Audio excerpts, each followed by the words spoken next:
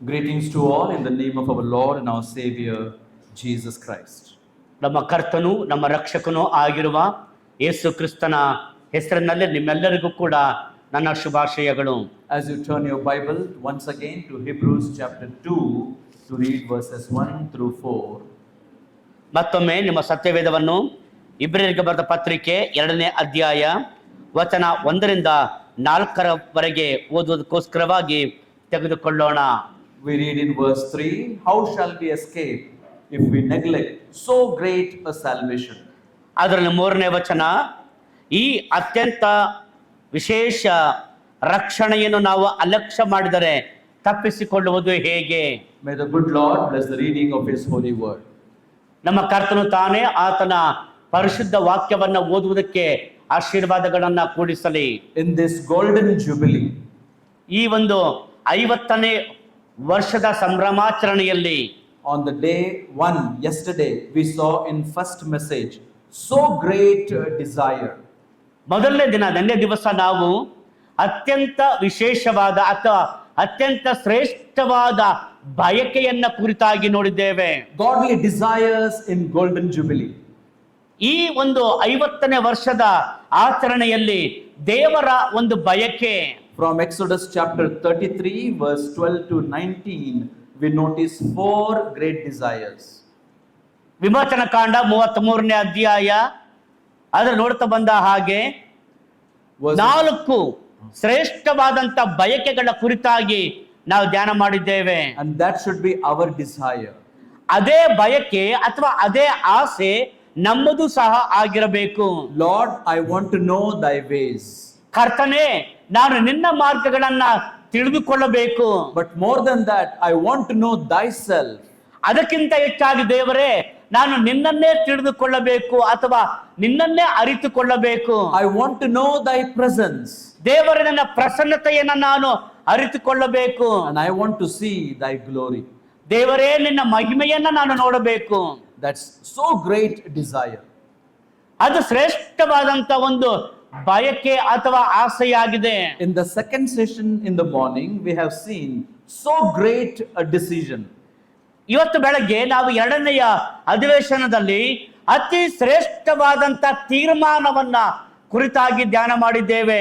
So great decision for the so great salvation.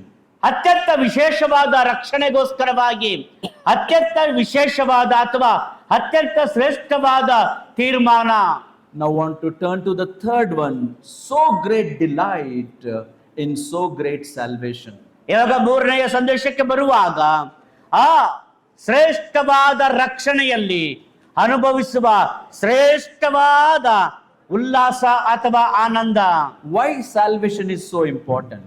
ರಕ್ಷಣೆಯು ಯಾಕೆ ಅತ್ಯಂತ ಮಹತ್ವವುಳ್ಳದ್ದು? How can I have the joy of that salvation? ನಾನು ಹೇಗೆ ಆ ರಕ್ಷಣೆಯ ಆನಂದವನ್ನ ಹೊಂದಿಕೊಳ್ಳಬಹುದು? Only if you are truly born again. ನಿಜವಾಗಿಯೂ ನೀವು ಹೊಸದಾಗಿ ಹುಟ್ಟಿದವರಾಗಿದ್ದರೆ, In spite of all problems of life, you can enjoy the joy of salvation. ನಿಮ್ಮ ಜೀವನದ ಎಲ್ಲಾ ಕಷ್ಟಕರ ಪರಿಸ್ಥಿತಿಯ ನಡುವೆಯೂ ಕೂಡ ಆ ರಕ್ಷಣೆಯ ಆನಂದವನ್ನ ಆನಂದಿಸಬಹುದು. So write down, godly delight in so great salvation. ಬರೆದುಕೊಳ್ಳ್ರಿ, ದೇವರ ಶ್ರೇಷ್ಠ ರಕ್ಷಣೆಯಲ್ಲಿ ದೇವರ ಮಹಾ ಸಂತೋಷ. There are many who say that they are saved, born again, children of God, but you don't see the delight in salvation in their life. ಅನೇಕರು ಬಾಯಿ ಮಾತ್ರ ಹೇಳುತ್ತಾರೆ, ನಾನು ರಕ್ಷಣೆ ಹೊಂದಿದ್ದೇನೆ ಎಂಬುದಾಗಿ. ಆದರೆ ಅವರ ಜೀವನವನ್ನ ನೋಡುವಾಗ ಆ ಮಹಾ ಶ್ರೇಷ್ಠ ರಕ್ಷಣೆಯ ಮಹಾ ಸಂತೋಷ ಅವರಲ್ಲಿ ಕಂಡು ಬರುವುದಿಲ್ಲ. See how important that is. ಅದು ಎಷ್ಟು ಪ್ರಾಮುಖ್ಯವಾದದ್ದು ನೋಡಿರಿ. When Apostle Paul writes in Romans chapter 7 and verse 24, ಅಪೊಸ್ತಲನಾಗಿರುವಂತ ಪೌಲನು ರೋಮಾಪುರದವರಿಗೆ ಬರೆದ ಪತ್ರಿಕೆ 7ನೇ ಅಧ್ಯಾಯ ಅದರ 24ನೇ ವಚನವನ್ನ ಓದುವಾಗ, he is crying out before God. ಆತನ ದೇವರ ಮುಂದೆ ಆತನು ಗೋಳಾಡುತ್ತಿದ್ದಾನೆ. He says, "Oh wretched man that I am, who can deliver me from this body of death?" ಅಯ್ಯೋ, ನಾನು ಎಂತ ದುರವಸ್ಥೆಯಲ್ಲಿ ಬಿದ್ದ ಮನುಷ್ಯನು, ಇಂಥ ಮರಣಕ್ಕೆ ಒಳಗಾದ ಈ ದೇಹದಿಂದ ನನ್ನನ್ನು ಬಿಡಿಸುವವರು ಯಾರು? Who can deliver me? ನನ್ನನ್ನು ಯಾರು ಬಿಡಿಸಬಲ್ಲರು? Why is he crying like that? ಯಾಕೆ ಆತನು ಆ ರೀತಿಯಲ್ಲಿ ಆತನು ಅಳುತ್ತಿದ್ದಾನೆ ಅಥವಾ ಕೂಗುತ್ತಿದ್ದಾನೆ? Because in verse 18 and 19 he says, ಯಾಕಂದ್ರೆ 18 ಮತ್ತು 19ನೇ ವಚನದಲ್ಲಿ ಆತನು ಹೀಗೆ ಹೇಳುತ್ತಾನೆ, for I know that in me, that is in my flesh, dwelleth no good thing. For to will is present with me, but how to perform that which is good, I find not. ನನ್ನಲ್ಲಿ ಅಂದರೆ ನನ್ನ ಶರೀರಾಧೀನ ಸ್ವಭಾವದಲ್ಲಿ ಒಳ್ಳೆಯದೇನು ವಾಸವಾಗಿಲ್ಲವೆಂದು ನನಗೆ ತಿಳಿದದೆ. ಒಳ್ಳೆಯದನ್ನು ಮಾಡುವುದಕ್ಕೆ ನನಗೇನೋ ಮನಸ್ಸುಂಟು, ಆದರೆ ಅದನ್ನು ಮಾಡುವುದು ನನ್ನಿಂದ ಆಗದು. ನಾನು ಮೆಚ್ಚುವ ಒಳ್ಳೆ ಕಾರ್ಯವನ್ನು ಮಾಡದೆ ಮೆಚ್ಚದಿರುವ ಕೆಟ್ಟ ಕಾರ್ಯವನ್ನೇ ಮಾಡುವವನಾಗಿದ್ದೇನೆ. For the good that I would, I do not, but the evil which I would not, that I do. ಯಾವುದು ಕೆಟ್ಟದ್ದು ಅದನ್ನು ಮಾಡಬಾರದು ಎಂಬುದಾಗಿ ನಾನು ಯೋಚಿಸುತ್ತೇನೆ, ಅಂದುಕೊಳ್ಳುತ್ತೇನೆ, ಆದರೆ ಅದನ್ನೇ ಮಾಡುತ್ತೇನೆ. I know this is bad. ನನಗೆ ಗೊತ್ತು ಇದು ಕೆಟ್ಟದ್ದು I know ಎಂಬುದಾಗಿ, this is wrong. ನನಗೆ ಗೊತ್ತು ಇದು ತಪ್ಪು ಎಂಬುದಾಗಿ, I know this will not please God. ನನಗೆ ಗೊತ್ತು ಇದು ದೇವರನ್ನ ಮೆಚ್ಚಿಸುವುದಿಲ್ಲ ಎಂಬುದಾಗಿ, I know this will spoil my life. ನನಗೆ ಗೊತ್ತು ಇದು ನನ್ನ ಜೀವನವನ್ನ ಹಾಳು ಮಾಡುತ್ತದೆ ಎಂಬುದಾಗಿ, I know it is wrong, I should not do it. ನನಗೆ ಗೊತ್ತು ಇದು ತಪ್ಪು, ಇದನ್ನು ಮಾಡಬಾರದು ಎಂಬುದಾಗಿ ನನಗೆ ಗೊತ್ತು. But I find that myself, that which is not good, I am doing it in my life. ಆದ್ರೆ ನನ್ನನ್ನೇ ಕುರಿತಾಗಿ ನಾನು ಆಲೋಚನೆ ಮಾಡಿಕೊಳ್ಳುವಾಗ ಯಾವುದು ಕೆಟ್ಟದ್ದು ಯಾವುದು ಮಾಡಬಾರದು ಎಂಬುದಾಗಿ ನಾನು ಯೋಚಿಸುತ್ತೇನೋ ಅದನ್ನೇ I ಮಾಡುವವನಾಗಿದ್ದೇನೆ. know this is good. ನನಗೆ ಗೊತ್ತಿದು ಒಳ್ಳೆಯದೆಂದು, I know that I should do that. ನನಗೆ ಗೊತ್ತು ಇದು ಒಳ್ಳೆಯದು, ಇದನ್ನು ಮಾಡಬೇಕೆಂಬುದಾಗಿ, But I am not able to do that. ಆದ್ರೆ ನಾನು ಅದನ್ನು ಮಾಡುವುದಕ್ಕೆ ನನ್ನಿಂದ ಆಗುತ್ತಾ ಇಲ್ಲ. So he cries out and says, "Oh wretched man that I am, who shall deliver me from this body of death?" ಆದರದಲ್ಲೇ ಆತನು ಕರ್ತನ ಮುಂದೆ ಕೂಗುತ್ತಾನೆ, ಅಯ್ಯೋ ನಾನು ಎಂತ ದುರವಸ್ಥೆಯಲ್ಲಿ ಬಿದ್ದ ಮನುಷ್ಯನು, ಇಂಥ ಮರಣಕ್ಕೆ ಒಳಗಾದ ಈ ದೇಹದಿಂದ ನನ್ನನ್ನು ಬಿಡಿಸುವವರು ಯಾರು? In the next verse he gives the answer, "I thank God through Jesus Christ our Lord." ಮುಂದಿನ ವಾಕ್ಯದಲ್ಲಿ 25ನೇ ವಾಕ್ಯದಲ್ಲಿ ಉತ್ತರ ಕೊಡುತ್ತಾನೆ, ಬಿಡಿಸುವವನು ಇದ್ದಾನೆಂಬುದಕ್ಕಾಗಿ ನಮ್ಮ ಕರ್ತನಾದ ಯೇಸು ಕ್ರಿಸ್ತನ ಮೂಲಕ ದೇವರಿಗೆ ಸ್ತೋತ್ರ. Why is he thanking the Lord Jesus Christ? ಯಾಕೆ ಆತನು ಕರ್ತನಾಗಿರುವ ಯೇಸು ಕ್ರಿಸ್ತನಿಗೆ Because- ಕೃತಜ್ಞತೆಯನ್ನು ಹೇಳುತ್ತಿದ್ದಾನೆ? Because in chapter 8 and verse 1, ಯಾಕಂದ್ರೆ 8ನೇ ಅಧ್ಯಾಯ 1ನೇ ವಚನದಲ್ಲಿ he says, "There is therefore now no condemnation to them who are in Christ Jesus." ಆತನು ಹೇಳುತ್ತಾನೆ, ಆದದರಿಂದ ಕ್ರಿಸ್ತ ಯೇಸುವಿನಲ್ಲಿ ಇರುವವರಿಗೆ ಅಪರಾಧ ನಿರ್ಣಯವು ಈಗ ಇಲ್ಲವೇ ಇಲ್ಲ. Who walk not after the flesh but after the spirit. ಯಾಕಂದ್ರೆ ನಾವು ಆ ಶರೀರಾಧೀನ ಸ್ವಭಾವದ ನಿಮಿತ್ತವಾಗಿ ನಡೆದುಕೊಳ್ಳುವುದಿಲ್ಲ, ಬದಲಿಗೆ ಆತ್ಮನಿಗೆ ಅನುಸಾರವಾಗಿ ನಡೆಕೊಳ್ಳುತ್ತೇವೆ. And the secret of rejoicing in salvation in Christ he gives in verse 2. ಕ್ರಿಸ್ತನ ಆ ಶ್ರೇಷ್ಠವಾದ ರಕ್ಷಣೆಯಲ್ಲಿ ಉಲ್ಲಾಸ ಪಡುವ, ಸಂತೋಷ ಪಡುವುದಕ್ಕೆ ಇರುವ ಕಾರಣವನ್ನ 2ನೇ ವಾಕ್ಯದಲ್ಲಿ ಪೌಲನು ಹೇಳುತ್ತಾನೆ. In verse 2 he talks about two laws. 2ನೇ ವಚನದಲ್ಲಿ ಆತನು 2 ನಿಯಮಗಳ ಕುರಿತಾಗಿ ಆತನು ಮಾತನಾಡುತ್ತಾನೆ. On one hand there is a law of sin and death. ಒಂದು ಕೈಯಲ್ಲಿ ನೋಡುವಾಗ ಆ ಪಾಪ ಮರಣಗಳಿಗೆ ಕಾರಣವಾದ ಧರ್ಮಶಾಸ್ತ್ರ ನಿಯಮ, Every person born into this world is subject to that law of sin and death. ಈ ಲೋಕದಲ್ಲಿ ಹುಟ್ಟಿದ ಪ್ರತಿಯೊಬ್ಬ ಮನುಷ್ಯನು ಕೂಡ ಆ ಪಾಪ ಮರಣಗಳ ನಿಯಮಕ್ಕೆ ಒಳಗಾಗಿರುತ್ತಾನೆ. It is like the power of the gravitational force. ಅದು ಯಾವ ರೀತಿ ಅಂತಂದ್ರೆ ಗುರುತ್ವಾಕರ್ಷಣ ಬರದ ಹಾಗೆ. However I try to jump up, ನಾನು ಎಷ್ಟೇ ಮೇಲಕ್ಕೆ ಹಾರಬೇಕೆಂದು ಪ್ರಯತ್ನ ಪಟ್ಟರು I am pulled down by that gravitational force. ಆ ಗುರುತ್ವಾಕರ್ಷಣ ಬಲದಿಂದ ನಾನು ಕೆಳಕ್ಕೆ ಎಳೆಯಲ್ಪಡುತ್ತೇನೆ. How many times we try to do good, try to live good, try to speak good, try to eat good. ನಾವೆಷ್ಟು ಸಾರಿ ನಾವು ಒಳ್ಳೆಯವರಾಗಿಕ್ಕೆ ಪ್ರಯತ್ನ ಮಾಡಿದ್ದೇವೆ, ಎಷ್ಟು ಸಾರಿ ಒಳ್ಳೆಯದನ್ನ ಮಾತನಾಡುವುದಕ್ಕೆ ಪ್ರಯತ್ನ ಮಾಡಿದ್ದೇವೆ, ಎಷ್ಟು ಸಾರಿ ಒಳ್ಳೆಯದನ್ನೇ ಮಾಡುವುದಕ್ಕೆ ಪ್ರಯತ್ನ ಮಾಡಿದ್ದೇವೆ. But the law of sin and death, like gravitational force, is always pulling us down. ಆದರೆ ಗುರುತ್ವಾಕರ್ಷಣ ಬರದ ಆಗಿರುವಂತ ಪಾಪ ಮತ್ತು ಆ ಅನೀತಿಯ ಆ ಒಂದು ಬಲ ಗುರುತ್ವಾಕರ್ಷಣ ಬಲದ ಹಾಗೆ ನಮ್ಮನ್ನ ಕೆಳಕ್ಕೆ ಎಳೆಯುತ್ತಾ ಇದೆ. It's like this. ಅದು ಈ ಪೆನ್ನಿನ ಹಾಗೆ. When I want to throw this pen upward, ನಾನು ಅದನ್ನ ಮೇಲಕ್ಕೆ ಎಸೆದರೂ ಕೂಡ it's coming down. ಅದು ಕೆಳಗೆ ಬರುತ್ತಾ ಇದೆ. However with force I throw it up, ನಾನು ಎಷ್ಟೇ ಜೋರಾಗಿ ಬಲ ಕೊಟ್ಟು ನಾನು ಮೇಲಕ್ಕೆ ಎಸೆದರೂ ಕೂಡ it is coming down. ಅದು ಕೆಳಗೆ ಬರುತ್ತಾ ಇದೆ. Why? ಯಾಕೆ? Because of the law of gravity. ಯಾಕಂದ್ರೆ ಗುರುತ್ವಾಕರ್ಷಣ ಬಲ ಇರುವುದರಿಂದ. So is the law of sin and death working in every person's life. ಹಾಗೆ ಪಾಪ ಮತ್ತು ಮರಣದ ಬಲ ಪ್ರತಿಯೊಬ್ಬ ವ್ಯಕ್ತಿಯ ಜೀವನದಲ್ಲಿಯೂ ಕಾರ್ಯ ಮಾಡುತ್ತಾ ಇದೆ. Who can deliver me from this? ಆದ್ರೆ ನನ್ನನ್ನು ಬಿಡುಗಡೆ ಮಾಡುವವರು ಯಾರು? There comes the Lord Jesus Christ. ಅಲ್ಲಿ ಬರುವುದೇ ನಮ್ಮ ಕರ್ತನಾಗಿರುವ ಯೇಸು ಕ್ರಿಸ್ತನು. He took your penalty of sin and my sin upon himself and died on the cross of Calvary. ನನ್ನ ಮತ್ತು ನಿಮ್ಮ ಪಾಪದ ಆ ಒಂದು ದಂಡನೆಯನ್ನ ಆತನು ತನ್ನ ಮೇಲೆ ಹೊತ್ತುಕೊಂಡವನಾಗಿ ಕಲ್ವಾರಿಯ ಶಿಲುಬೆಯನ್ನ ಏರಿದನು, ಪ್ರಾಣ ಕೊಟ್ಟನು. He was buried and he rose again. ಆತನು ಹೂಣಲ್ಪಟ್ಟನು, ಹಾಗೆಯೇ ಆತನ ಸತ್ತವರೊಳಗಿಂದ ಎಬ್ಬಿಸಲ್ಪಟ್ಟನು. If we believe in the Lord Jesus Christ, ನೀವು ಆ ಕರ್ತನಾಗಿರುವ ಯೇಸು ಕ್ರಿಸ್ತನನ್ನ ನಂಬುವುದೇ ಆದರೆ, repenting of our sin, ಪಾಪಗಳಿಗಾಗಿ ಪಶ್ಚಾತ್ತಾಪ ಪಡುವುದಾದರೆ, the Spirit of God comes and quickens our spirit. ದೇವರ ಪರಿಶುದ್ಧಾತ್ಮನು ಬಂದು ನಮ್ಮ ಆತ್ಮವನ್ನ ಜೀವಿಸುವಂತೆ ಆತನು ಎಬ್ಬಿಸುತ್ತಾನೆ, ಮಾಡುತ್ತಾನೆ. And we are delivered from the law of sin and death. ಆಗ ನಾವು ಪಾಪ ಮತ್ತು ಮರಣದ ಆ ನಿಯಮದಿಂದ ನಾವು ಬಿಡುಗಡೆ ಹೊಂದುತ್ತೇವೆ. And there is another law started operating in our life. ಆ ನಂತರ ನಮ್ಮ ಜೀವಿತದಲ್ಲಿ ಮತ್ತೊಂದು ನಿಯಮವು ಕ್ರಿಯಾಶೀಲವಾಗಿ ಕಾರ್ಯ ಮಾಡಲು ಪ್ರಾರಂಭ ಮಾಡುತ್ತದೆ. As I thrown the pen up, it was coming down. ನಾನು ಪೆನ್ನನ್ನ ಮೇಲಕ್ಕೆ ಎಸೆದಾಗ ಅದು ಕೆಳಕ್ಕೆ ಬರುವ ಹಾಗೆಯೇ, But there is another object ಅಲ್ಲಿ ಮತ್ತೊಂದು ವಸ್ತುವಿದೆ, which from this ground itself ಅದು ಈ ಭೂಮಿಯಿಂದಲೇ is able to fly upward and upward. ಅದು ಮೇಲಕ್ಕೆ ಮೇಲಕ್ಕೆ ಮೇಲಕ್ಕೆ ಹಾರಲಿಕ್ಕೆ ಸಮರ್ಥವುಳ್ಳದ್ದಾಗಿದೆ. And go from one destination to another destination as the pilot desires. ಆ ಪೈಲಟ್ ಅಥವಾ ವಿಮಾನ ಚಾಲಕರು ಇಷ್ಟಪಡುವ ಹಾಗೆ ಒಂದು ಕಡೆಯಿಂದ ಮತ್ತೊಂದು ದಿಕ್ಕಿನವರೆಗೆ ನಡೆಯುತ್ತದೆ. How that happens? ಅದು ಹೇಗೆ ಸಂಭವಿಸುತ್ತದೆ? Is that law of gravity not there? ಅಲ್ಲಿ ಗುರುತ್ವಾಕರ್ಷಣೆ ಬಲ ಇಲ್ಲವಾ? It is there. ಇದೆ. That how it is able to fly upward? ಆದ್ರೆ ಹೇಗೆ ಅದು ಮೇಲಕ್ಕೆ ಮೇಲಕ್ಕೆ ಹಾರಲು ಸಾಧ್ಯ? Because when the pilot sits in the cockpit, ಯಾಕಂದ್ರೆ ವಿಮಾನ ಚಾಲಕನು ಆತನು ವಿಮಾನ ಚಾಲನೆ ಮಾಡುವಂತಹ ಆ ಕೋಣೆಯೊಳಗೆ ಕೂತಾಗ and he starts the engine, ಆತನ ವಿಮಾನದ ಎಂಜಿನ್ ಅನ್ನು ಪ್ರಾರಂಭಿಸಿದಾಗ there is another law starts building up under the aeroplane. ಆ ವಿಮಾನದ ಕೆಳಗೆ ಮತ್ತೊಂದು ಶಕ್ತಿಯು ಅದು ಕಾರ್ಯ ಮಾಡಲು ಪ್ರಾರಂಭಿಸುತ್ತದೆ. It's known as the law of aerodynamics, ಅದನ್ನ ಏರೋಡೈನಾಮಿಕ್ಸ್ ಎಂಬುದಾಗಿ ಹೇಳುತ್ತಾರೆ. which is the superior to the law of gravity.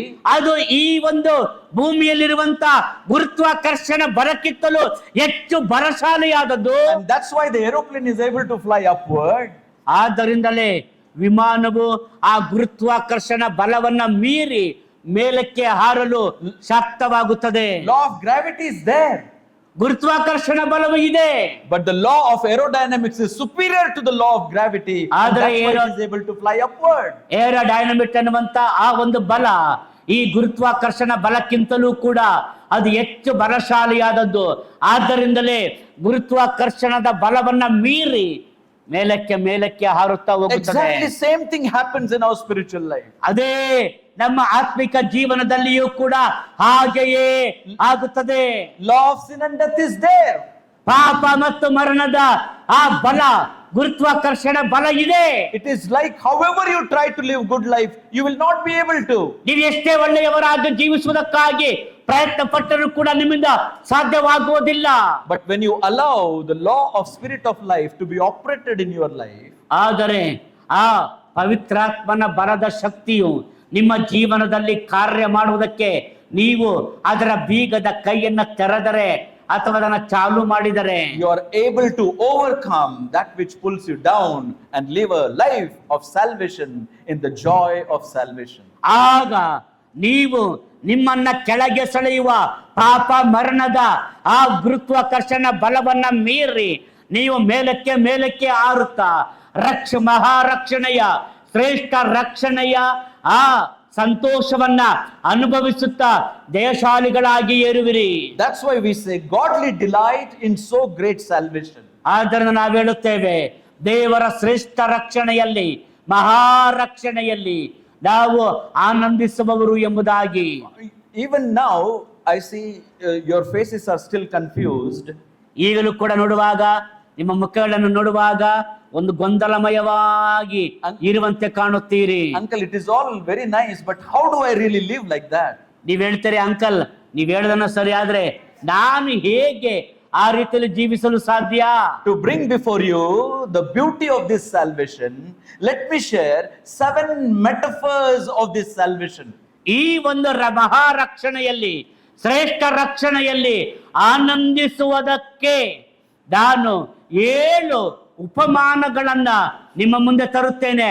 ಆ 7 ಉಪಮಾನಗಳು ರಕ್ಷಣೆಯ ಆನಂದವನ್ನ ಅನುಭವಿಸುವ ವಿಷಯದಲ್ಲಿ ಸಹಾಯ ಮಾಡುತ್ತವೆ. Which are these 7 metaphors or aspect of this salvation? ಹಾಗಾದ್ರೆ ರಕ್ಷಣೆಯ ಈ 7 ಉಪಮಾನಗಳು ಅಥವಾ ರಕ್ಷಣೆಯ 7 ವಾಸ್ತವಾಂಶಗಳು ಯಾವುದು? Turn to the first one in Luke's Gospel, chapter 1, verse 68 and 69. ನಿಮ್ಮ ವಾಕ್ಯವನ್ನ ಲೂಕನ ಬರೆದ ಸುವಾರ್ತೆ 1ನೇ ಅಧ್ಯಾಯ 68, 69ನೇ ವಾಕ್ಯಕ್ಕೆ ತೆರೆದುಕೊಳ್ಳಿರಿ. Zechariah, moved with the Spirit of God, ಜಕರಿಯನು ಪವಿತ್ರಾತ್ಮ ಭರಿತನಾಗಿ ಹೇಳುತ್ತಾನೆ. he talks about the first aspect of this salvation. ರಕ್ಷಣೆಯ ಮೊದಲನೆಯ ವಾಸ್ತವಾಂಶದ ಕುರಿತು ಮಾತನಾಡುತ್ತಿದ್ದಾನೆ. Blessed be the Lord God of Israel, for he hath visited and redeemed his people, and hath raised up an horn of salvation for us in the house of his servant David.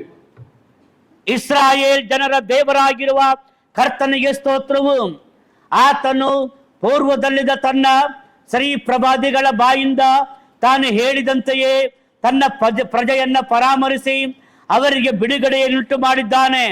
ತನ್ನ ಸೇವಕರಾದ ದಾವಿದನ ಮನೆತನದಲ್ಲಿ ನಮಗೋಸ್ಕರ ಒಬ್ಬ ರಕ್ಷಣಾ ವೀರನನ್ನ ಎಬ್ಬಿಸಿದ್ದಾನೆ. Praise God for that. ಅದಕ್ಕಾಗಿ ದೇವರಿಗೆ ಸ್ತೋತ್ರ ಉಂಟಾಗಲಿ. The first metaphor, he says, the horn of salvation. ನೋಡುವಾಗ ಇಲ್ಲಿ ಆತನು ಹೇಳುವಂತಹ ಮೊದಲನೆಯ ಉಪಮಾನ ಏನಂತ ನೋಡುವಾಗ, ಆತನು ರಕ್ಷಣಾ ವೀರನನ್ನ ಎಬ್ಬಿಸಿದ್ದಾನೆ. The horn of salvation. ನೋಡುವಾಗ ರಕ್ಷಣಾ ವೀರನು. What is that horn of salvation? ಆಗ ನೋಡುವಾಗ ಆತನು ಹೇಳಿದಂತಹ ಆ ಒಂದು ರಕ್ಷಣೆಯ ವೀರನು ಅಥವಾ ರಕ್ಷಣೆಯ ಘೋಷಣೆ ಏನಾಗಿದೆ? What's the meaning of that? ಅದರ ಅರ್ಥವೇನು? Write down in one side 1 King chapter 1 and verse 50. 50. ಒಂದು ಅರಸುಗಳ ಪುಸ್ತಕ 1ನೇ ಅಧ್ಯಾಯ 50ನೇ ವಾಕ್ಯ. There we find an incident that happened. ಅಲ್ಲಿ ನಡೆದಂತ ಒಂದು ಘಟನೆಯು ಹೇಳಲ್ಪಟ್ಟಿದೆ. Having done sin against the king, Adoniah should have been killed by king. ಅದೋನಿಯನು ಅರಸನಿಗೆ ವಿರುದ್ಧವಾಗಿ ಪಾಪ ಮಾಡಿದ್ದರಿಂದ ಅದೋನಿಯನು ಕೊಲ್ಲಲ್ಪಡಬೇಕಾಗಿತ್ತು. You know what he did? ಆತನು ಏನು ಮಾಡಿದನು ಗೊತ್ತೇ? He went into the house of God.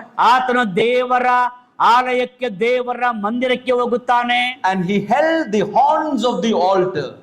ಆತನು ಹೋಗಿ ಆತನು ಆ ಒಂದು ದೇವರ ಮಂಜೂಷದ ಆ ಒಂದು ಕೊಂಬನ್ನ ಹಿಡಿದುಕೊಳ್ಳುತ್ತಾನೆ.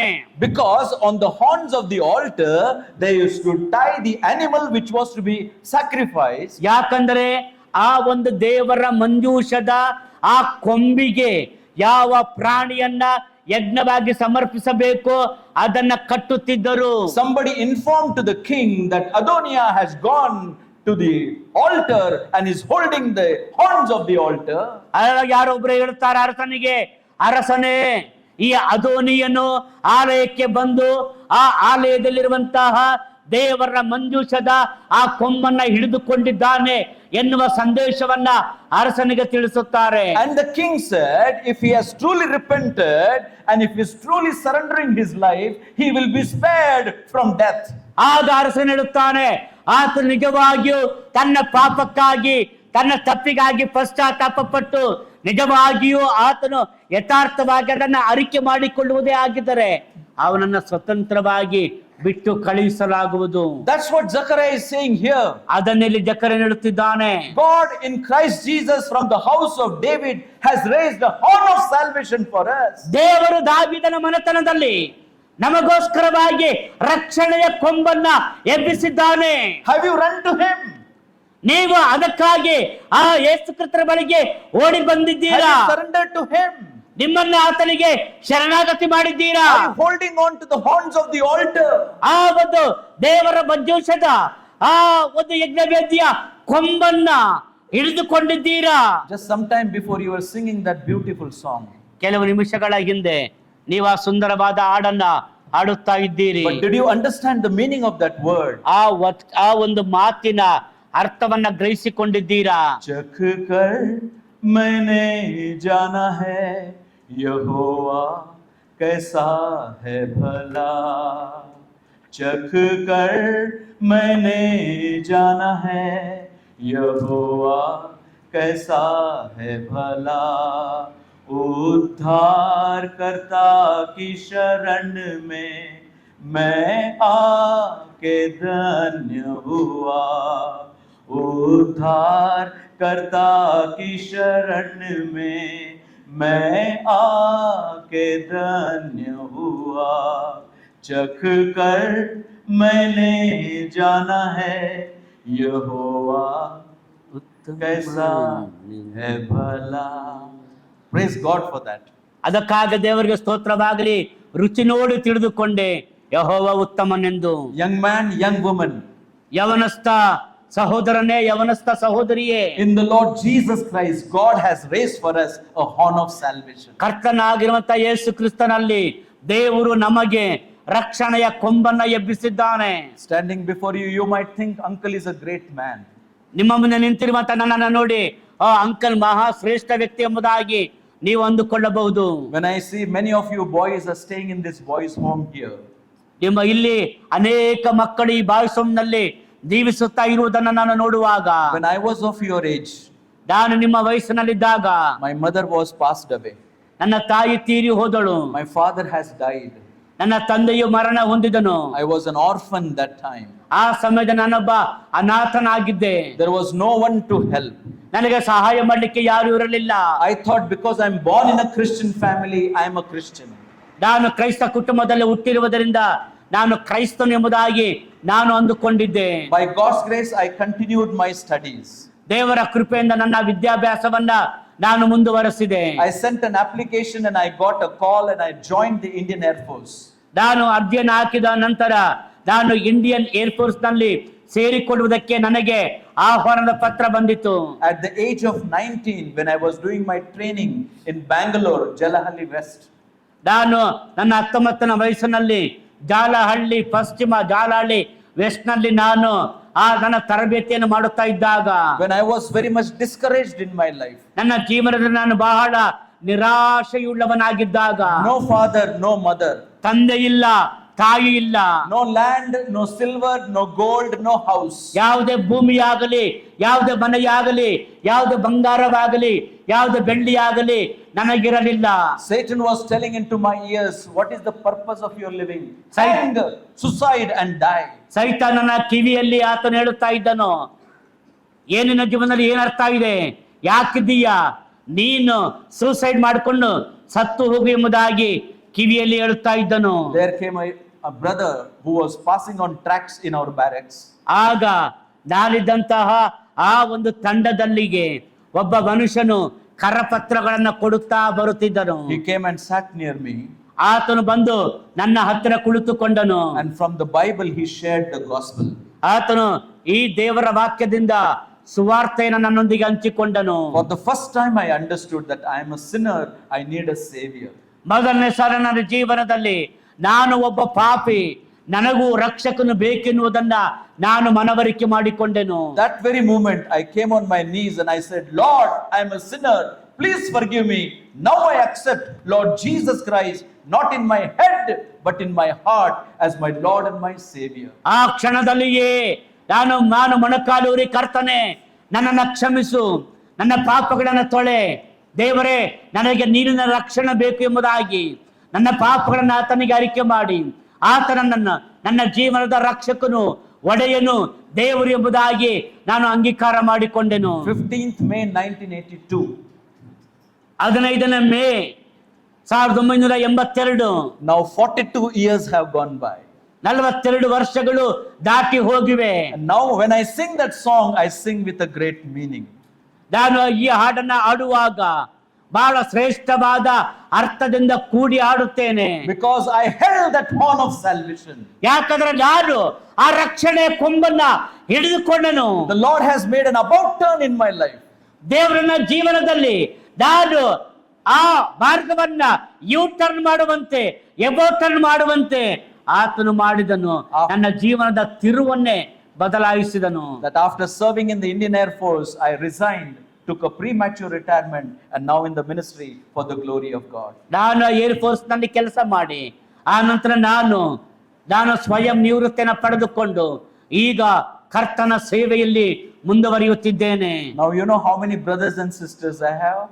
ನಿಮಗೆ ಈಗ ಗೊತ್ತಾ ನನಗೆ ಎಷ್ಟು ಜನ ಸಹೋದರ ಸಹೋದರಿಯರಿದ್ದಾರೆ ಎಂಬುದಾಗಿ? How many fathers and mothers in the family of God? ದೇವರ ಕುಟುಂಬದಲ್ಲಿ ಎಷ್ಟು ಮಂದಿ ತಂದೆ ತಾಯಿಗಳು ನನಗಿದ್ದಾರೆ ನಿಮಗೆ ಗೊತ್ತಾ?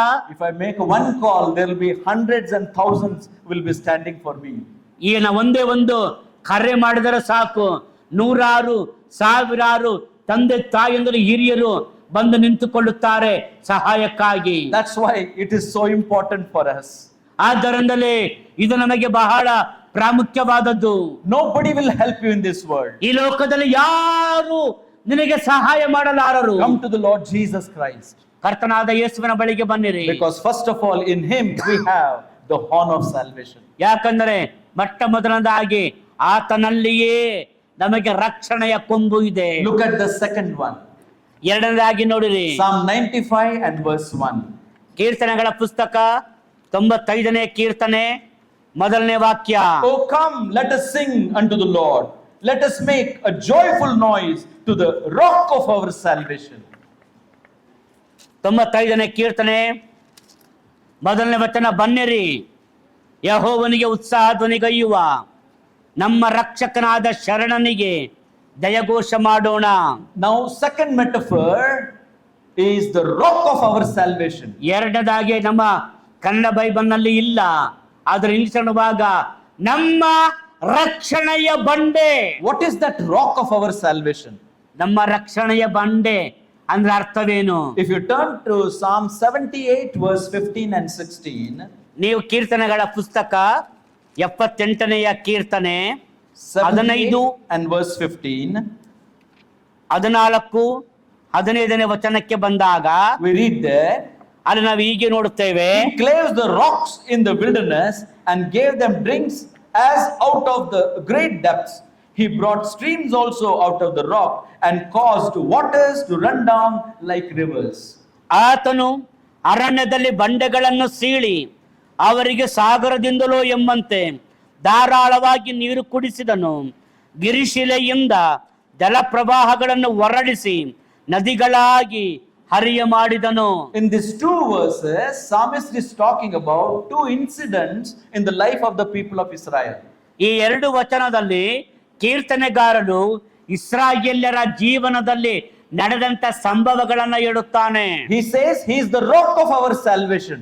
ಆತನು ಹೇಳುತ್ತಾನೆ, ಆತನೇ ನಮ್ಮ ರಕ್ಷಣೆಯ ಬಂಡೆ ಎಂದು. Because of the two experiences of rock in the life of the people of Israel. Israel ಜನರ ಜೀವನದಲ್ಲಿ ಎರಡು ರೀತಿಯ ಬಂಡೆಗಳ ಅನುಭವವು ಅವರಿಗೆ ಬಂದದ್ದರಿಂದ. When you read verse 15, 15ನೇ ವಾಕ್ಯವನ್ನ ಓದಿದರೆ that refers to Exodus chapter 17. ಅಲ್ಲಿ ಅರಣ್ಯದಲ್ಲಿ ಬಂಡೆಗಳನ್ನು ಸೇಳಿ ಅಂದ್ರೆ ಅದು ವಿಮೋಚನಾ ಕಾಂಡ 15ನೇ ಅಧ್ಯಾಯವನ್ನ ಉಲ್ಲೇಖಿಸಿ ಹೇಳುತ್ತದೆ. When you read verse 16, 16ನೇ ವಚನವನ್ನ ಓದಿದರೆ that refers to second experience of rock mentioned in Numbers chapter 20. ಅರಣ್ಯ ಕಾಂಡ 20ನೇ ಅಧ್ಯಾಯದಲ್ಲಿ ಹೇಳಲ್ಪಟ್ಟಂತಹ ಎರಡನೇ ಬಂಡೆಯ ಅನುಭವವನ್ನ ಅದು ತಿಳಿಸಿಕೊಡುತ್ತದೆ. So write down there Exodus 17 and Numbers 20. ವಿಮೋಚನಾ ಕಾಂಡ 17ನೇ ಅಧ್ಯಾಯ ಹಾಗೆಯೇ ಅರಣ್ಯ ಕಾಂಡ 20ನೇ ಅಧ್ಯಾಯ ಎಂಬುದಾಗಿ ನೀವು ಬರೆದುಕೊಳ್ಳಿರಿ. As they were passing through the wilderness, ಅವರು ಅರಣ್ಯದಲ್ಲಿ ಹಾದು ಹೋಗುತ್ತಾ ಇದ್ದಾಗ there was no water for them to drink. ಕುಡಿಯುವುದಕ್ಕೆ ಅವರಿಗೆ ನೀರು ಇರಲಿಲ್ಲ. They came and said to Moses, have you brought us to die here? ಅವರು ಬಂದು ಮೋಶೆ ಹತ್ರ ಹೇಳುತ್ತಾರೆ, ನಾವು ಸಾಯಬೇಕೆಂದು ಅಥವಾ ನಮ್ಮನ್ನ ಸಾಯಿಸಬೇಕೆಂದು ಇಲ್ಲಿಗೆ ಕರೆತಂದಿದ್ದೀಯಾ? We perish. ನಾವು ನಾಶವಾಗುತ್ತೇವೆ, our children perish, ನಮ್ಮ ಮಕ್ಕಳು ನಾಶವಾಗುತ್ತಾರೆ, our animals are dying. ನಮ್ಮ ಪ್ರಾಣಿಗಳು ಸಾಯುತ್ತಾ ಇವೆ. Have you brought us to die here in wilderness? ನಾವು ಈ ಅರಣ್ಯದಲ್ಲಿ ಸಾಯುವುದಕ್ಕಾಗಿ ನಮ್ಮನ್ನು ಕರೆದುಕೊಂಡು ಬಂದೆಯಾ? So sad about these people. ಈ ಜನರ ಬಗ್ಗೆ ಬಹಳ ದುಃಖಕರವಾದದ್ದು. Moses prayed to God. ಮೋಶೆ ದೇವರಿಗೆ ಪ್ರಾರ್ಥನೆ ಮಾಡುತ್ತಾನೆ. God said, what is in your hand? ದೇವರು ಹೇಳುತ್ತಾರೆ, ಮೋಶೆ ನಿನ್ನ ಕೈಯಲ್ಲಿ ಇರುವುದೇನು? He said, rod. ದೇವರೇ, ಒಂದು ಕೋಲು. What is in front of you? ನಿನ್ನ ಮುಂದೆ ಏನಿದೆ? The rock. ಬಂಡೆ. The rod in the hand, the rock in front. ಕೈಯಲ್ಲಿ ಕೋಲು, ಎದುರುಗಡೆ ಬಂಡೆ. And God said, take your rod and strike or smite that rock. ಆಗ ದೇವರು ಹೇಳುತ್ತಾರೆ, ಆ ಕೋಲನ್ನು ತೆಗೆದುಕೊಂಡು ಬಂಡೆಗೆ ಹೊಡಿ. And you know what happened? ಏನಾಯ್ತು ಗೊತ್ತಾ? The water came out of that rock. ನೀರು ಆ ಬಂಡೆಯಿಂದ ಸೀಳಿ ಹೊರ ಬಂತು. And their thirst was quenched. ಅವರ ಆ ಒಂದು ಬಾಯಾರಿಕೆ ನೀಗಿಸಲ್ಪಟ್ಟಿತು. But after a couple of years, ಕೆಲವು ವರ್ಷಗಳ ನಂತರ as they moved in the wilderness, ಅವರು ಅರಣ್ಯದಲ್ಲಿ ಪ್ರಯಾಣ ಮಾಡುತ್ತಾ ಸಂಚರಿಸುತ್ತಿದ್ದಾಗ again same experience, ಮತ್ತೆ ಅದೇ ರೀತಿಯ ಅನುಭವ. no water to quench the thirst, ಅವರ ದಾಹವನ್ನ ತಣಿಸಲಿಕ್ಕೆ ನೀರು ಇಲ್ಲ. again same complaint. ಮತ್ತೆ ಅದೇ ದೂರು. This time again Moses prayed to God. ಈ ಸಾರಿ ಮತ್ತೊಮ್ಮೆ ಮೋಶೆ ದೇವರ ಹತ್ರ ಮೊರೆ ಇಡುತ್ತಾನೆ. God said, what is in your hand? ದೇವರು ಹೇಳುತ್ತಾರೆ, ನಿನ್ನ ಕೈಯಲ್ಲಿ ಇರುವುದೇನು? He said, rod. ದೇವರ ಕೋಲು. What is in front of you? ನಿನ್ನ ಮುಂದೆ ಇರುವುದೇನು? The rock. ಬಂಡೆ. Take your rod, ಕೋಲನ್ನು ತೆಗೆದುಕೋ. but this time you speak to the rock. ಈ ಸಾರಿ ನೀನು ಬಂಡೆಗೆ ಮಾತನಾಡು. But Moses, in the fit of his anger, he smote the rock not only once but twice.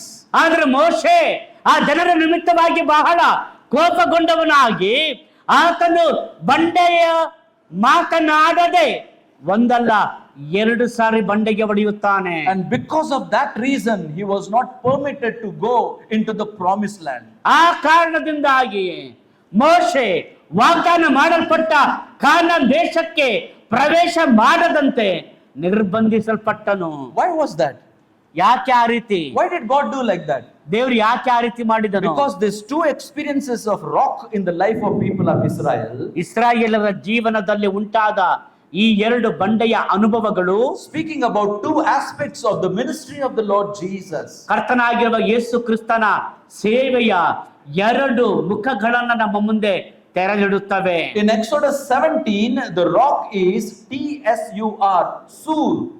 ಅಳುವಾಗ ವಿಮೋಚನಾ ಕಾಂಡ 17ನೇ ಅಧ್ಯಾಯದಲ್ಲಿ ಬರೆಯಲ್ಪಟ್ಟಂತ ಬಂಡೆ ಅದು TSUR, ಸೂರ್ ಎಂಬುದಾಗಿ ಹೇಳುತ್ತಾರೆ. That refers to a bedrock.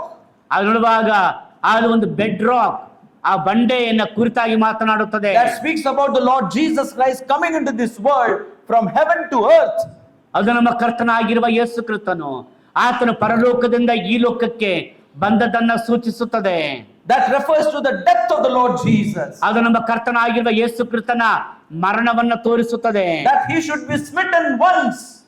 ಆತನು ಒಂದೇ ಸಾರಿ ಹೊಡೆಯಲ್ಪಡಬೇಕಾಗಿತ್ತು. That is the picture in Exodus 17. ಅದೇ ವಿಮೋಚನಾ ಕಾಂಡ 17ನೇ ಅಧ್ಯಾಯದಲ್ಲಿ ಕಂಡು ಬರುವಂತ ಚಿತ್ರಣ. That's why in Psalm 78 and verse 15, ಆದ್ದರಿಂದಲೇ 78ನೇ ಕೀರ್ತನೆ 15ನೇ ವಚನ ನೋಡುತ್ತೇವೆ. Psalmist says, he clave the rocks as in the wilderness and gave them drink as out of the great depths, from bottom, from below. ನೋಡುವಾಗ ಆತನು ಅರಣ್ಯದಲ್ಲಿ ಬಂಡೆಗಳನ್ನು ಸೀಳಿ ಅವರಿಗೆ ಸಾಗರದಿಂದಲೋ ಎಂಬಂತೆ ಧಾರಾಳವಾಗಿ ನೀರು ಕುಡಿಸಿದನು. Christ will die only once for the salvation of people. ಕರ್ತನಾಗಿರುವ ಯೇಸು ಕರ್ತನ ಮನುಷ್ಯರ ಪಾಪಗಳ ಬಿಡುಗಡೆಗಾಗಿ, ಮನುಷ್ಯನ ರಕ್ಷಣೆಗಾಗಿ ಒಂದೇ ಸಾರಿ ಒಡೆಯಲ್ಪಟ್ಟು ಆತನು ಸತ್ತನು. But the second experience in Numbers 20, ಆದರೆ ಎರಡನೇ ಅನುಭವ ಅರಣ್ಯ ಕಾಂಡ 20ನೇ ಅಧ್ಯಾಯದಲ್ಲಿ ನೋಡುತ್ತೇವೆ. the rock is not Sur now, the rock is Selah, C-E-L-A-H. ಇಲ್ಲಿರುವಂತ ಬಂಡೆ ನೋಡುವಾಗ ಅದು TSUR ಸೂರ್ ಅಲ್ಲ, ಬದಲಾಗಿ CELAH ಸೀಲಾ. And that means an exalted rock. ಅದರ ಅರ್ಥ ಎಕ್ಸಾಲ್ಟೆಡ್, ಮಹಿಮೆ ಹೊಂದಿದ, ಮಹಿಮಾ ಪದವಿ ಹೊಂದಿದ ಬಂಡೆ. That speaks about the resurrected and glorified ministry of the Lord Jesus. ಅರ್ಥ ಅದು ಪುನರುತ್ಥಾನ ಹೊಂದಿದ ಮಹಿಮೆಗೇರಿಸಲ್ಪಟ್ಟ ಕರ್ತನಾಗಿರುವ ಯೇಸು ಕ್ರಿಸ್ತನ ಸೇವೆಯನ್ನು ತೋರಿಸುತ್ತದೆ. It was needed for Moses only to speak to him and the water will come down. ಆ ಮೋಶೆಯು ಆ ಒಂದು ಬಂಡೆಯನ್ನ ಕುರಿತು ಬಂಡೆ ಹತ್ರ ಮಾತಾಡಬೇಕಾಗಿತ್ತು ಅಷ್ಟೇ, ಆಗ ನೀರು ಅವರಿಗೆ ದೊರೆಯುತ್ತಿತ್ತು. But in fit of anger, instead of speaking, he smote the rock, and twice he did that. ಆದರೆ ಆತನ ಕೋಪದ ನಿಮಿತ್ತವಾಗಿ ಆತನು ಮಾತನಾಡದೆ ಆ ಬಂಡೆಗೆ ಹೊಡೆದನು, ಒಂದು ಸಾರಿ ಅಲ್ಲ 2 ಸಾರಿ ಹೊಡೆಯುತ್ತಾನೆ. And he spoiled that picture or the portrait of the Lord Jesus Christ in his resurrection and glorification. ಕರ್ತನಾಗಿರುವ ಯೇಸು ಕ್ರಿಸ್ತನ ಪುನರುತ್ಥಾನ ಹಾಗೂ ಆತನ ಮಹಿಮೆಗೇರಿಸುವ ಆ ವಾಸ್ತವಾಂಶವನ್ನ ಮೋಶೆ ಆತನು ಹಾಳು ಮಾಡಿದನು, ಆ ಚಿತ್ರಣವನ್ನೇ ಆತನು ಹಾಳುಗೆಡವಿದನು. But I am surprised. ನನಗೊಂದು ಆಶ್ಚರ್ಯ, In spite of Moses doing wrong, ಮೋಶೆ ಆ ತಪ್ಪನ್ನ ಮಾಡಿದಾಗಲೂ God did allow the water to come out of that rock and quench the thirst of his people. ಆ ಮೋಶೆ ಅಂತ ತಪ್ಪನ್ನ ಮಾಡಿದಾಗಲೂ ಕೂಡ ದೇವರು ಆ ಬಂಡೆಯಿಂದ ನೀರನ್ನ ಬರಮಾಡಿ ಇಸ್ರಾಯೇಲ್ ಜನರ ದಾಹವನ್ನ ತಣಿಸಿದನು. What a merciful God he is. ಎಂತ ಕನಿಕರವುಳ್ಳ ದೇವನು ಆತನಾಗಿದ್ದಾನೆ. And if you have still doubt about that rock, ಆ ಬಂಡೆಯ ಬಗ್ಗೆ ನಮಗೇನಾದರೂ ಇನ್ನೂ ಅನುಮಾನ ಅಥವಾ ಸಂದೇಹಗಳಿದ್ದರೆ you can read 1 Corinthians chapter 10 and verse 4. ನೀವು ಮೊದಲನೇ ಕೊರಿಂಥ ಪತ್ರಿಕೆ 10ನೇ ಅಧ್ಯಾಯ 4ನೇ ವಚನವನ್ನ ಓದಬಹುದು. Apostle Paul says, and that rock was Christ. ಆ ವಾಕ್ಯದಲ್ಲಿ ಅಪೊಸ್ತಲನಾಗಿರುವಂತ ಪೌಲನು ಹೀಗೆ ಹೇಳುತ್ತಾನೆ, My brother, my sister, ಅವರೆಲ್ಲರೂ ದೈವಿಕದ ಒಂದೇ ನೀರನ್ನ ಕುಡಿದರು, ಹೇಗಾದ್ರೆ ಅವರ ಹಿಂದೆ ಹೋಗುತ್ತಿದ್ದ ದೈವಿಕವಾದ ಬಂಡೆಯೊಳಗಿಂದ ಬಂದ ನೀರನ್ನ ಕುಡಿಯುತ್ತಿದ್ದರು. ಆ ಬಂಡೆ ಕ್ರಿಸ್ತನೇ. my brother, my sister, ನನ್ನ ಸಹೋದರನೇ, ನನ್ನ ಸಹೋದರಿಯೇ, what a loving Lord Jesus we have.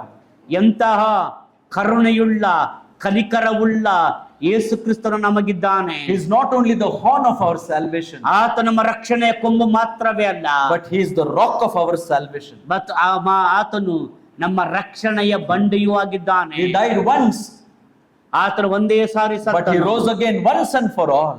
ಆತನು ಒಂದೇ ಸಾರಿ ಸತ್ತು ಹೂಣಲ್ಪಟ್ಟು ಪುನರುತ್ಥಾನ ಹೊಂದಿ ಎದ್ದು ಬಂದನು.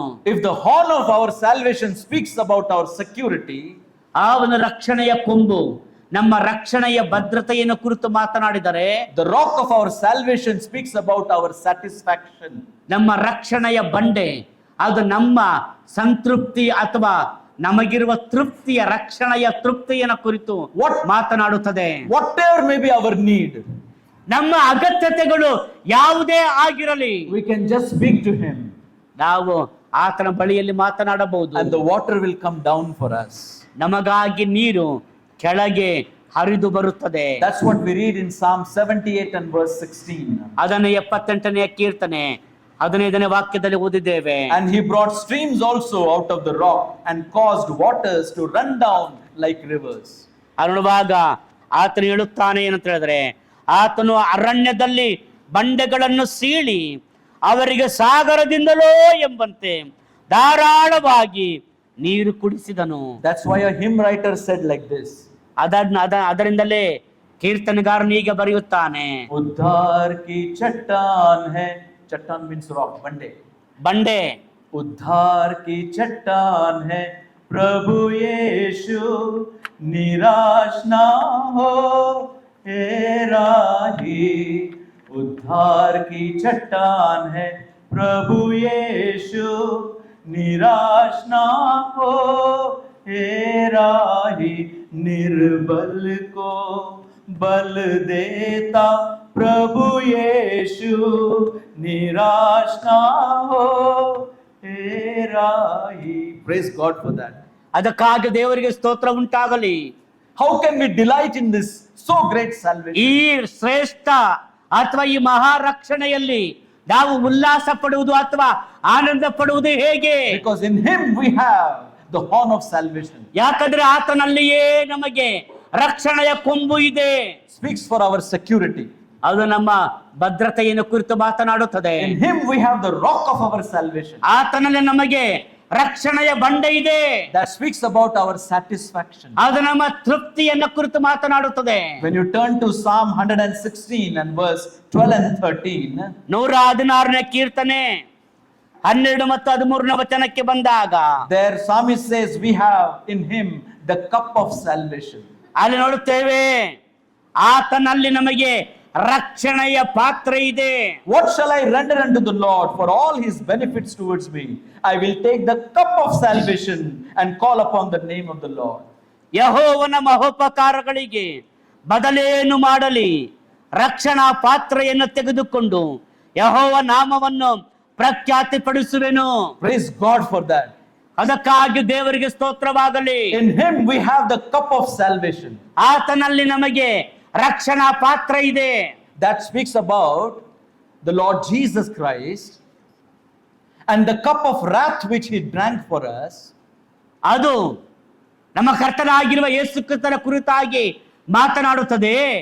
ಆತನು ನಮಗೋಸ್ಕರವಾಗಿ ಆ ಒಂದು ಶಾಪದ ಪಾತ್ರೆಯನ್ನ ಆತನು ಕುಡಿದನು. When you turn to John's Gospel chapter 18 and verse 11, ಯೋಹಾನನ ಬರೆದ ಸುವಾರ್ತೆ 18ನೇ ಅಧ್ಯಾಯ 11ನೇ ವಾಕ್ಯವನ್ನ ತೆರೆದಾಗ we know as the Lord Jesus Christ was going to be crucified for us, ಕರ್ತನಾಗಿರುವ ಯೇಸು ಕ್ರಿಸ್ತನು ನಮಗೋಸ್ಕರವಾಗಿ ಆತನು ಶಿಲುಬೆಗೇರಿಸಲ್ಪಡಲಿಕ್ಕೆ ಹೋಗುತ್ತಿದ್ದಾಗ after his prayer in Gethsemane, Gethsemane ತೋಟದಲ್ಲಿ ಆತನು ಪ್ರಾರ್ಥನೆ ಮಾಡಿದ ನಂತರ there came a band of soldiers ಅಲ್ಲಿ ಆ ಕೆಲವು ಸೈನಿಕರ ಗುಂಪು ಆತನ ಬಳಿಗೆ ಬಂತು. along with Judas Iscariot. ಇಸ್ಕರಿಯೋತ ಯೂದನು ಅವರನ್ನ ಕರೆದುಕೊಂಡು ಬಂದನು. As he kissed him, ಆ ಇಸ್ಕರಿಯೋತ ಯೂದನು ಯೇಸುವಿಗೆ ಮುತ್ತಿಡುವಾಗ the soldiers came and tried to catch hold of the Lord.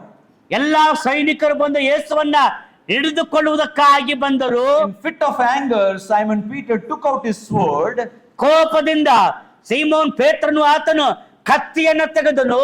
Instead of cutting the neck of that soldier, ಆ ಸೈನಿಕನ ಕುತ್ತಿಗೆ ಕೊಯ್ಯುವುದರ ಬದಲಾಗಿ, since he was a fisherman, ಆತನು ಮೀನು ಹಿಡಿಯುವ ಬೆಸ್ತನಾಗಿದ್ದರಿಂದ he knows only how to cut the ears of a fish. ಅವನಿಗೆ ಗೊತ್ತಿರೋದು ಅಷ್ಟೇ, ಮೀನಿನ ಕಿವಿ ಕತ್ತರಿಸುವುದು. He cut the ear of the soldier.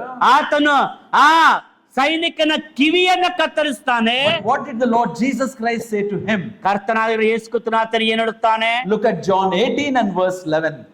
ಯೋಹಾನ 18ನೇ ಅಧ್ಯಾಯ 11ನೇ ವಚನವನ್ನ ನೋಡಿರಿ. Then said Jesus unto Peter, put up thy sword into the sheath. The cup which my Father hath given me, shall I not drink it? ಆಗ ಯೇಸು ಪೇತ್ರನಿಗೆ, ಕತ್ತಿಯನ್ನು ಒರೆಯಲ್ಲಿ ಹಾಕು, ತಂದೆ ನನಗೆ ಕೊಟ್ಟಿರುವ ಪಾತ್ರೆಯಲ್ಲಿ ನಾನು ಕುಡಿಯಬಾರದು ಎಂದು ಹೇಳಿದನು. Dear young man and young woman, Priya ಯವನಸ್ಥ ಸಹೋದರನೇ, ಯವನಸ್ಥ ಸಹೋದರಿಯೇ, he was drinking the cup of wrath for us. ಆತನು ನಮಗಾಗಿ ಆ ಒಂದು ದೇವರ ಕೋಪದ ಶಾಪದ ಪಾತ್ರೆಯನ್ನ ನಮಗಾಗಿ ಕುಡಿದನು. He was drinking that bitter cup for us. ಆತ ನಮಗಾಗಿ ಆ ಕಹಿಯಾದ ಪಾತ್ರೆಯಿಂದ ಕುಡಿದನು. That when we come to him, we may raise the cup of salvation. ನಾವು ಆತನ ಬಳಿಗೆ ಬಂದಾಗ ನಾವು ಆ ರಕ್ಷಣೆಯ ಪಾತ್ರೆಯನ್ನ ನಾವು ಎತ್ತಿ ಹಿಡಿಯಬಹುದು. Oh, what a wonderful provision the Lord has made in him. ಕರ್ತನು ಆತನಲ್ಲಿ ಎಂತಹ ಅದ್ಭುತವಾದ ಒಂದು ಒದಗಿಸುವಿಕೆಯನ್ನ, ರಕ್ಷಣೆಯ ಒದಗಿಸುವಿಕೆಯನ್ನ ಏರ್ಪಡಿಸಿದ್ದಾನೆ ನೋಡಿರಿ. To delight in this so great salvation, ಈ ಶ್ರೇಷ್ಠ ರಕ್ಷಣೆಯಲ್ಲಿ ಅಥವಾ ಮಹಾರಕ್ಷಣೆಯಲ್ಲಿ ನಾವು ಉಲ್ಲಾಸ ಪಡುವುದಕ್ಕಾಗಿ, ಸಂತೋಷ ಪಡುವುದಕ್ಕಾಗಿ we have the horn of salvation, ನಮಗೆ ರಕ್ಷಣೆಯ ಕೊಂಬು ಇದೆ, the rock of salvation, ರಕ್ಷಣೆಯ ಬಂಡೆ ಇದೆ, the cup of salvation. ರಕ್ಷಣೆಯ ಪಾತ್ರೆ ಇದೆ. Look at Proverbs chapter 18 and verse 10. ನಾವು ಜ್ಞಾನೋಕ್ತಿಗಳ ಪುಸ್ತಕ 18ನೇ ಜ್ಞಾನೋಕ್ತಿ 10ನೇ ವಾಕ್ಯ. Fourthly, we have the tower of salvation. 4ನೇದಾಗಿ ನೋಡುವಾಗ 10ನೇ ವಾಕ್ಯ, ಯೆಹೋವನ ನಾಮವು ಬಲವಾದ ಬುರುಜು, ಶಿಷ್ಟನು ಅದರೊಳಗೆ ಓಡಿ ಹೋಗಿ ಭದ್ರವಾಗಿರುವನು. ರಕ್ಷಣೆಯ ಬುರುಜು. The name of the Lord is the strong tower. The righteous runneth into it and is safe. Praise God for the tower of salvation. ಯೆಹೋವನ ನಾಮವು ಬಲವಾದ ಬುರುಜು, ಶಿಷ್ಟನು ಅದರೊಳಕ್ಕೆ ಓಡಿ ಹೋಗಿ ಭದ್ರವಾಗಿರುವನು. ದೇವರಿಗೆ ಸ್ತೋತ್ರವಾಗಲಿ. ಆ ರಕ್ಷಣೆಯ ಬುರುಜಿಗೋಸ್ಕರವಾಗಿ. Have you gone into a fort anytime? A tower? ನೀವು ಯಾವತ್ತಾದ್ರೂ ಬುರುಜು ಅಥವಾ ಕೋಟೆಯೊಳಗೆ ಹೋಗಿದ್ದೀರಾ? If you happen to come to my place in Aurangabad, ನೀವೇನಾದ್ರೂ ನನ್ನ ಸ್ಥಳ ಔರಂಗಾಬಾದಿಗೆ ಬಂದರೆ I will take you to a fort nearby. ನನಗೆ ಹತ್ತಿರದಲ್ಲಿರುವಂತಹ ಒಂದು ಕೋಟೆಗೆ ನಿಮ್ಮನ್ನ ಕರೆದೊಯ್ಯುತ್ತೇನೆ. That fort was never conquered. ಆ ಒಂದು ಕೋಟೆ ಯಾರಿಂದಲೂ ಜಯಿಸಲ್ಪಡಲಿಲ್ಲ. From outside to reach where the king would sit inside, ಆ ಹೊರಗಡೆಯಿಂದ ಅರಸನು ಕುಳಿತಿರುವಂತಹ ಆ ಒಂದು ಸ್ಥಳದವರೆಗೆ enemy cannot reach there at all. ವೈರಿಯು ಅರಸನು ಕುಳಿತಿರುವ ಸ್ಥಳವನ್ನ ಯಾವುದೇ ಕಾರಣಕ್ಕೂ ಆತನು ಹೋಗಿ ತಲುಪಲು ಸಾಧ್ಯವಿಲ್ಲ. You will be surprised to see the kind of obstacles and the way that enemy cannot proceed ahead. So many things were made there. ಯಾಕಂದ್ರೆ ವೈರಿಯು ಹೋಗುವಾಗ ಅನೇಕವಾದಂತ ಅಡ್ಡಿಗಳು, ಅನೇಕವಾದ ವಸ್ತುಗಳಲ್ಪಟ್ಟಿವೆ. ವೈರಿಗೆ ಆಶ್ಚರ್ಯವಾಗ್ತದೆ, ಮುಂದೆ ಹೋಗಲಿಕ್ಕೆ ಆಗುವುದೇ ಇಲ್ಲ ಎಂಬಂತೆ. So many traps. ಅನೇಕವಾದಂತ ಅಡ್ಡಿಗಳು. Just for a want of time, I am not sharing those. ನಾನು ಸಮಯದ ಅಭಾವವಾದ ನಿಮಗೆ ಎಲ್ಲವನ್ನ ಹೇಳಲಾಗುತ್ತಿಲ್ಲ. Such a tower we have in the Lord Jesus. ಕರ್ತನಾಗಿರುವ ಯೇಸು ಕ್ರಿಸ್ತನಲ್ಲಿ ನಾವು ಅಂತಹ ಬುರುಜನ್ನ ಹೊಂದಿದ್ದೇವೆ. Complete security in Him. ಆತನಲ್ಲಿ ಸಂಪೂರ್ಣವಾದ ಭದ್ರತೆ ನಮಗಿದೆ. Enemy cannot do anything to us. ವೈರಿಯು ನಮಗೆ ಏನು ಮಾಡಲಿಕ್ಕೆ ಸಾಧ್ಯವಿಲ್ಲ. In Him we have the tower of salvation. ಆತನಲ್ಲಿ ನಮಗೆ ರಕ್ಷಣೆಯ ಬುರುಜು ಇದೆ. Fifthly, when you turn to Isaiah chapter 12, ಐದನೇದಾಗಿ ಯೆಶಾಯನ ಪ್ರವಾದನೆ ಗ್ರಂಥ verse 2 and 3, Isaiah. 12, 12ನೇ ಅಧ್ಯಾಯ verse 2 and 3, 2 ಮತ್ತು 3ನೇ ವಚನ. in Him we have the wells of salvation. ನೋಡುವಾಗ ಆತನಲ್ಲಿ ನಮಗೆ ರಕ್ಷಣೆಯ ಬಾವಿ ಇದೆ. The wells of salvation. ರಕ್ಷಣೆ ಎಂಬ ಬಾವಿಗಳಿವೆ. Therefore with joy shall we draw water out of the wells of salvation. ಮತ್ತು ರಕ್ಷಣೆ ಎಂಬ ಬಾವಿಗಳಿಂದ ನೀರನ್ನು ಉಲ್ಲಾಸದೊಡನೆ ಸೇದುವಿರಿ. 3ನೇ ವಚನ. You see, when you go to a well, ನೋಡ್ರಿ, ನೀವು ಒಂದು ಬಾವಿಗೆ ಹೋದರೆ there are two wells before us. ನಮ್ಮ ಮುಂದೆ 2 ಬಾವಿಗಳಿವೆ. There is a well of the world. ಒಂದು ಲೋಕದ ಬಾವಿ. You take your bucket of need, ನಿಮಗೆ ಅಗತ್ಯತೆಯ ಆ ಬಕೆಟ್ ಅನ್ನ ತೆಗೆದುಕೊಂಡರೆ and put in that well of the world. ನೀವು ಲೋಕದ ಬಾವಿಯೊಳಗೆ ನೀವು ಆ ಒಂದು ಬಕೆಟ್ ಅನ್ನ ಹಾಕಿದರೆ, And you know what will happen? ಏನಾಗ್ತದೆ ಗೊತ್ತಾ? The sound will come, tang. ಶಬ್ದ ಬರ್ತದೆ, ಟನ್ ಎಂಬುದಾಗಿ. Why the sound is coming? ಯಾಕೆ ಶಬ್ದ ಬರುತ್ತಾ ಇದೆ? Because the well is, ಯಾಕೆ ಆ ಬಾವಿ the well is dry. ಒಣಗಿ ಹೋಗಿದೆ. That's why the sound will come, tang. There is ಅದಕ್ಕೆ nothing. ಟನ್ ಎಂಬುದಾಗಿ ಶಬ್ದ ಬರ್ತದೆ, There- ಅಲ್ಲಿ ಏನು ಇಲ್ಲ. There is nothing in this world that can provide for our need. ನಮ್ಮ ಅಗತ್ಯತೆಗಳನ್ನ ಒದಗಿಸುವಂತದ್ದು ಆ ಲೋಕದ ಬಾವಿಯಲ್ಲಿ, ಪ್ರಪಂಚವೆಂಬ ಬಾವಿಯಲ್ಲಿ ಏನು ಇಲ್ಲ. But some say, no, uncle, my bucket is heavy. I'm not able to pull it out. ಕೆಲವರು ಹೇಳ್ತಾರೆ, ಇಲ್ಲ ಅಂಕಲ್, ನನ್ನ ಈ ಬಕೆಟ್ ಬಹಳ ಭಾರ ಇದೆ, ಅದನ್ನ ಸೇದುವುದಕ್ಕೆ ನನ್ನಿಂದ ಆಗುತ್ತಾ ಇಲ್ಲ. You know what they're getting into that bucket? ಆ ಬಕೆಟ್ ಅಲ್ಲಿ ಅವ್ರು ಏನನ್ನ ಅವ್ರು ಹೊಂದಿಕೊಳ್ಳುತ್ತಿದ್ದಾರೆ ಗೊತ್ತಾ? A stagnant water, a dirty water, a filthy things of this world. ನೋಡುವಾಗ ಕೊಳೆತು ನಾರುತ್ತಾ ಇರುವಂತ ನೀರು, ಈ ಲೋಕದ ಎಲ್ಲ ಅಸಹ್ಯಗಳು, ಬೇಡವಾದ ಕಾರ್ಯಗಳು ಅದರೊಳಗೆ ತುಂಬಿಕೊಂಡಿವೆ. And if you drink out of it only, you will fall sick and you will die. ಆ ಒಂದು ಕೊಳಕು ನೀರನ್ನ, ಕೊಳೆಯಾದ ನೀರನ್ನ, ಹೊಲಸಾದ ನೀರನ್ನ ನೀವು ಕುಡಿದರೆ ಆರೋಗ್ಯ ಕೆಡುತ್ತದೆ ಹೊರತು ಮತ್ತೇನು ಇಲ್ಲ. Heart of God is grieved when He thinks about His people. ದೇವರ ಮಕ್ಕಳ ಕುರಿತಾಗಿ ದೇವರು ಆಲೋಚನೆ ಮಾಡಿ ಇಂಥ ಕಾರ್ಯಗಳನ್ನು ನೋಡುವಾಗ Write down. ದೇವರ ಹೃದಯದಲ್ಲಿ ನೊಂದುಕೊಳ್ಳುತ್ತಾನೆ. You know why? ಯಾಕೆ ಗೊತ್ತಾ? Write down Jeremiah chapter 2 and verse 13. ಯೆರೆಮೀಯನ ಪ್ರವಾದನೆಯ ಗ್ರಂಥ 2ನೇ ಅಧ್ಯಾಯ 13ನೇ ವಚನ. There God says, for my people have committed 2 evils. Number 1, they have forsaken me, the fountain of living waters. Number 2, and hewed them out cisterns, broken cisterns that cannot hold any water. ನನ್ನ ಜನರು 2 ಅಪರಾಧಗಳನ್ನು ಮಾಡಿದ್ದಾರೆ. ಜೀವ ಜಲದ ಬುಗ್ಗೆಯಾದ ನನ್ನನ್ನು ಬಿಟ್ಟಿದ್ದಾರೆ. ತಮಗೋಸ್ಕರ ತೊಟ್ಟಿಗಳನ್ನು, ನೀರು ನಿಲ್ಲದ ಬಿರಿದ ತೊಟ್ಟಿಗಳನ್ನು ಕೊರೆದುಕೊಂಡಿದ್ದಾರೆ. There is a fountain of living water in the Lord Jesus. ಕರ್ತನಾಗಿರುವ ಯೇಸು ಕ್ರಿಸ್ತನಲ್ಲಿ ಜೀವದ ಬುಗ್ಗೆ ಇದೆ. Come unto me and I will give you rest.